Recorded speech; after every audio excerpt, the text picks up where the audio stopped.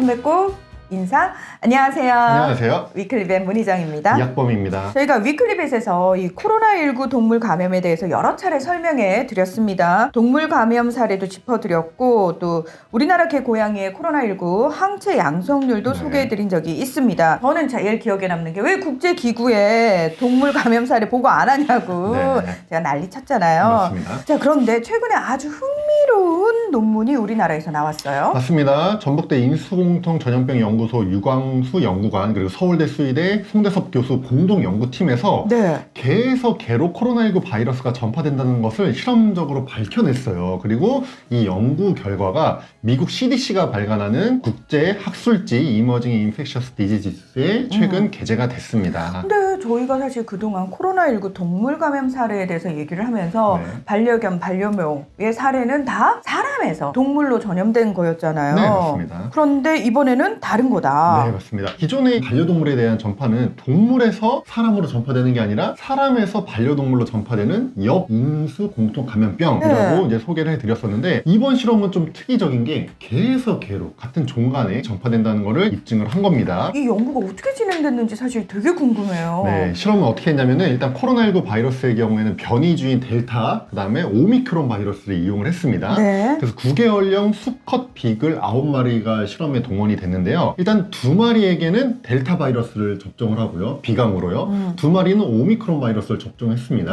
그러니까 9마리 중에 4마리를 지금 두 개 감염을 시킨 거죠. 그리고 감염되지 않은 동물을 또 2마리를 각각 오미크론, 델타 바이러스에 감염시킨 그 격리된 곳에 2마리를 집어넣었어요. 잠깐만요. 총 9마리인데 마지막 1마리는? 네, 1마리는 감염되지 않은 음성 대조군으로 아예 실험에 참여 안 시키고 남겨뒀습니다. 총 8마리가 실험에 사용이 된 건데요. 감염 당일부터 합사시키고요. 2일, 4일, 6일, 8일, 10일 뒤에 계속 바이러스 검사를 하고요. 10일 뒤에는 이제 안락사한 다음에 폐를 꺼내서 조직 병리학적 검사를 시행을 했습니다.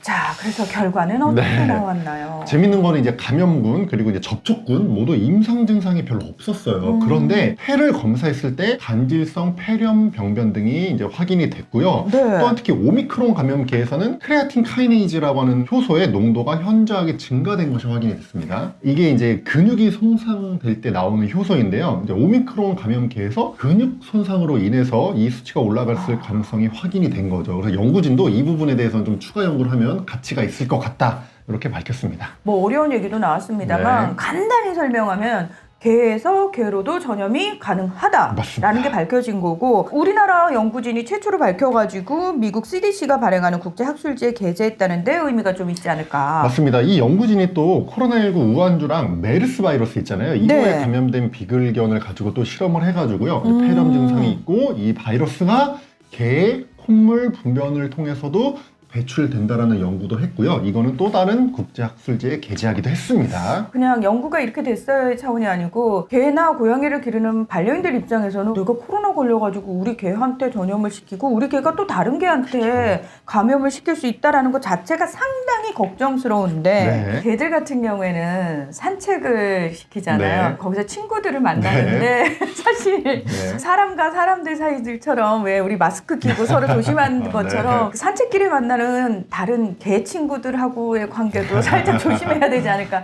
그런 걱정을 하는 반려인이 있지 않을까 좀 걱정이 되네요. 자, 사람은 코로나 검사를 하는데 그럼 동물은 어떻게 되나요? 과거에는 동물도 코로나19 검사를 하긴 하는데 굉장히 까다로웠어요. 일단 보호자가 확진이 돼야 되고 보호자가 키우는 개, 고양이가 임상 증상을 보일 때만 신고를 해서 방역기관을 통해서 검사할 수 있었는데 지금은 개, 고양이 코로나19 검사를 일상적으로 하실 수 있습니다. 일선 동물병원에서 검사를 의뢰하면 받을 수가 있거든요. 그래서 저는 일단 너무 걱정하실 필요는 없을 것 같고, 만약에 우리 개, 고양이의 코로나19 검사를 받아보고 싶다면 그냥 가까운 동물병원에 가서 검사를 받으시면 될 것 같습니다.